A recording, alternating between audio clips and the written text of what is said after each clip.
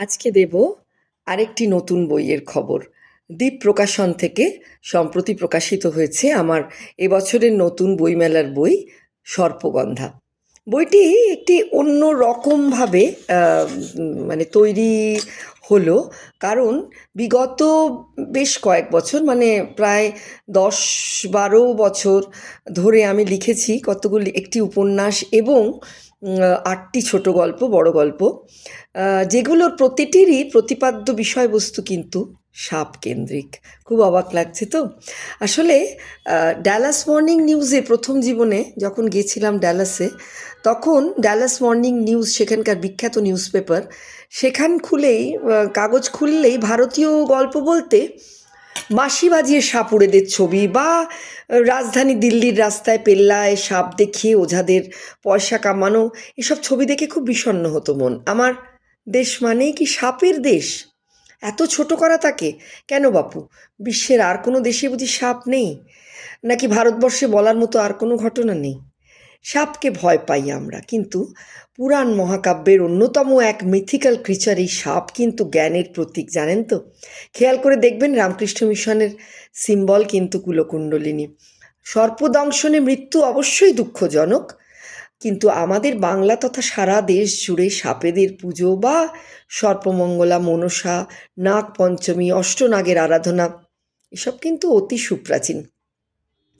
আর বিশ্বাস করুন, সেই যা রটে তাহা কিছু বটের মতো আমারও কেমন একটা বিশ্বাস জন্মেছে, কারণ দীর্ঘদিন আমি আমার স্বামীর কর্মসূত্রে মেদিনীপুরে কাটিয়েছি, আর সেখানে রীতিমতো সাপ ছিল প্রচুর।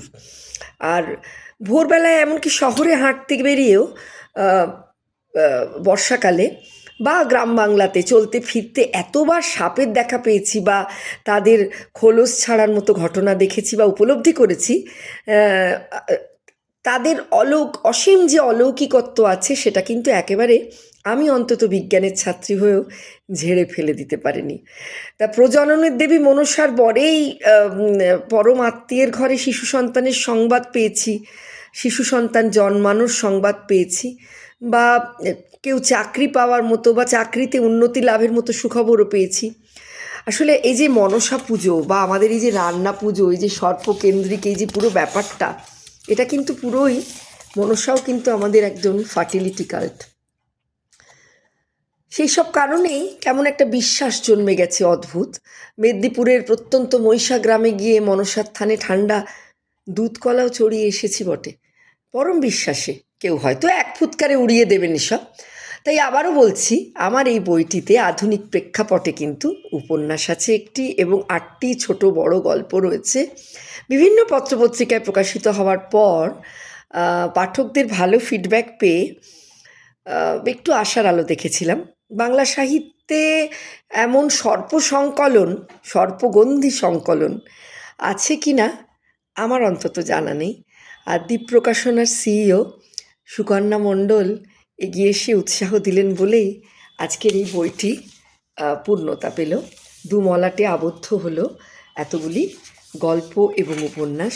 আপনারা বইমেলায় সবাই যদি কেনেন, সবাই যদি পড়েন, তাহলে খুব ভালো লাগবে।